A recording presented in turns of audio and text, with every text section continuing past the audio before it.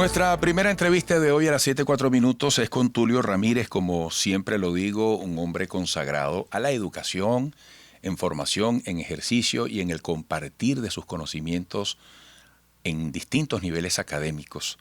Estamos preparando este contacto que esperemos podamos lograr vía Zoom desde Caracas. Voy adelantando un poco la presentación de Tulio. Es profesor titular de la Universidad Central de Venezuela, doctor en educación, sociólogo, abogado, presidente de la Asamblea de Educación, director del doctorado en educación en la Universidad Católica Andrés Bello. Y vamos a tener como gran punto de partida en esta conversación el anuncio hecho por Nicolás Maduro de que para el mes de octubre está previsto que se retome la presencia, o como se dice ahora también en muchos casos, la presencialidad en las aulas de clases de los distintos niveles. Es un anuncio trascendente, multidimensional, por decirlo de alguna manera, porque no es solamente reactivar aquellas instalaciones que estén en condiciones de retomar las actividades, sino todo lo que hay detrás para que se haga posible el ejercicio educativo entre educadores y alumnos y entre todos los componentes que integran la masa de trabajadores de la educación. Es un asunto socioeconómico de gran profundidad y complejidad, como tanto nos lo han dicho especialistas en la materia, representantes gremiales. Hay muchas interrogantes, además del tema sanitario, para pensar en el retorno a clases. Los maestros, sus salarios, el transporte,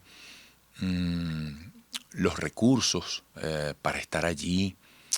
Estamos hablando de prácticamente casi año y medio de inactividad en los planteles educativos, bajo otra manera totalmente distinta, extraña.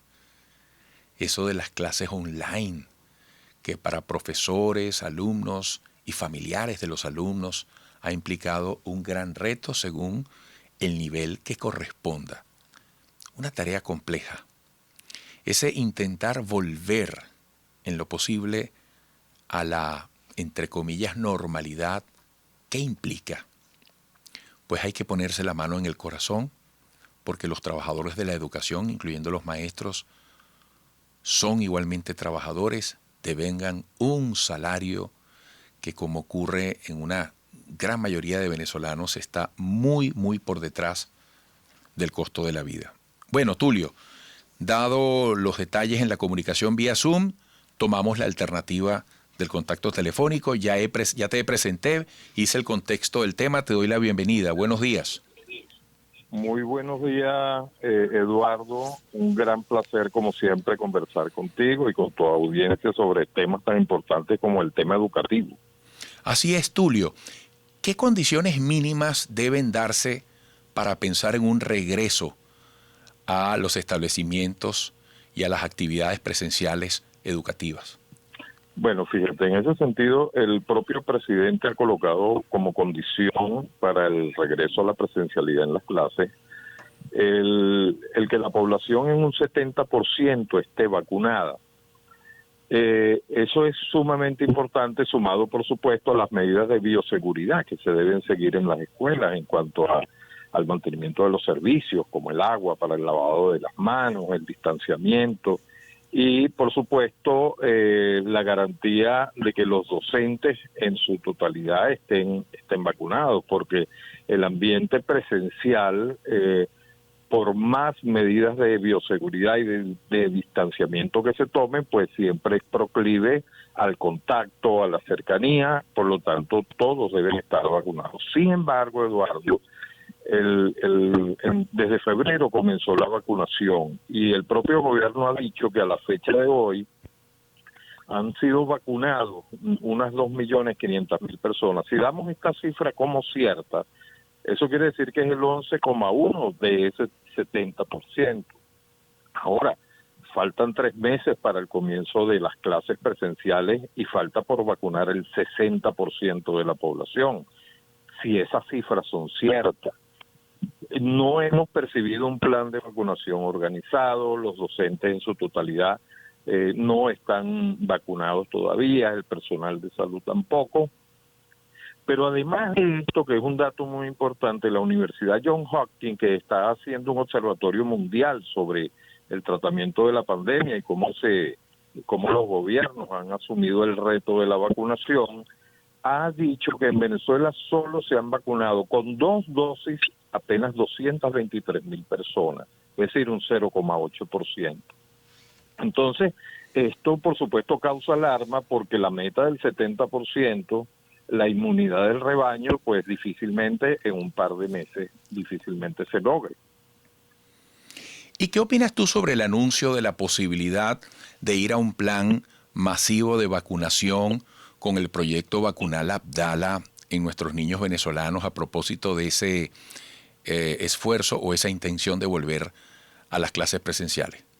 Bueno, mira, yo me haría eco de lo manifestado por los investigadores independientes del ILIC y los miembros de la Academia Nacional de Medicina, quienes han alertado que esta vacuna Abdala está en fase experimental. Todavía no hay conclusiones que se hayan publicado en revistas científicas de alto impacto.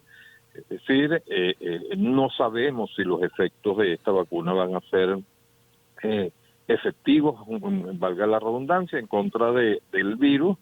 Y bueno, se alerta que hay que informar a la población que si se le administra esta vacuna está en fase experimental, es decir, es un tema ético, hay que informar al paciente que es una vacuna que todavía no se ha comprobado plenamente su eficacia.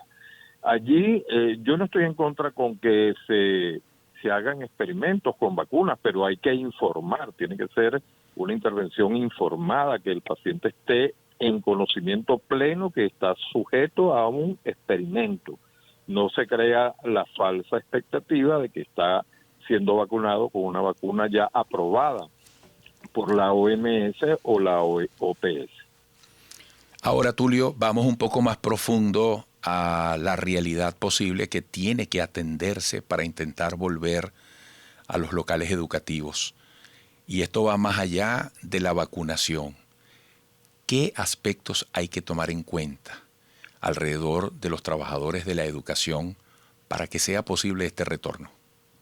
Bueno, fíjate, además del tema de la bioseguridad en las instalaciones escolares, además del tema de la vacuna del personal docente en su totalidad y del personal administrativo y de servicio, hay otro tema que es una tarea pendiente, que es el tema salarial de los profesores. En junio de este año, acaban de firmar un acuerdo entre el Ministerio de Educación y algunas federaciones para incrementar los salarios, pero cuando observamos la tabla de salarios, se evidencia que un docente 6, que es el último escalafón, que es la culminación de la carrera, apenas va a ganar el equivalente a $11 mensuales. Imagínate lo que van a ganar los docentes que están comenzando, los docentes que apenas tienen 10 años de servicio van a ganar promedio de $5 o $6 mensuales. Esto es un tema muy conflictivo y que puede obstaculizar el retorno a clases porque los docentes se pueden negar. Pues, o sea, un docente que gana $11, ¿cómo hace para trasladarse, pagar transporte o gasolina, comer en la calle? Es decir, de imposible cumplimiento con esos niveles de ingreso.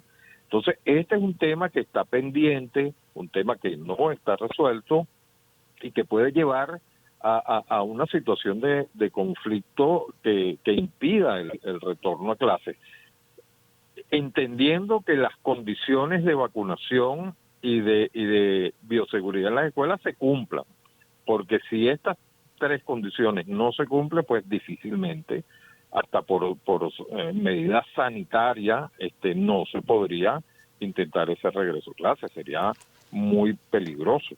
Así es. Bueno, Tulio, gracias por estos minutos. Quedamos siempre pendientes de una próxima oportunidad. Éxitos. Seguro, Eduardo. Un gran abrazo. Tulio Ramírez, profesor titular de la UCB, doctor en educación, sociólogo, abogado, presidente de la Asamblea de Educación, director del doctorado en educación en la UCAP, como siempre digo, hombre dedicado en ejercicio y en pedagogía, en compartir conocimientos en el área de la educación. Volveremos.